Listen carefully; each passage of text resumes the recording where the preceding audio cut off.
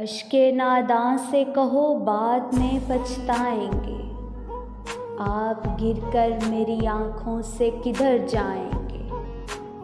اپنے لفظوں کو تکلم سے گرا کر جانا، اپنے لہجے کی تھکاوٹ میں بکھر جائیں گے۔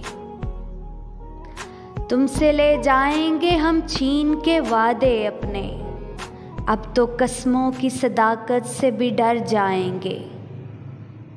ایک تیرا گھر تھا میری حد مسافت، لیکن اب یہ سوچا ہے کہ ہم حد سے گزر جائیں گے۔ اپنے افکار جلا ڈالیں گے کاغذ کاغذ، سوچ مر جائے گی تو ہم آپ بھی مر جائیں گے۔ اس سے پہلے کہ جدائی کی خبر تم سے ملے، اس سے پہلے کہ جدائی کی خبر تم سے ملے، ہم نے سوچا ہے کہ ہم تم سے بچھڑ جائیں گے۔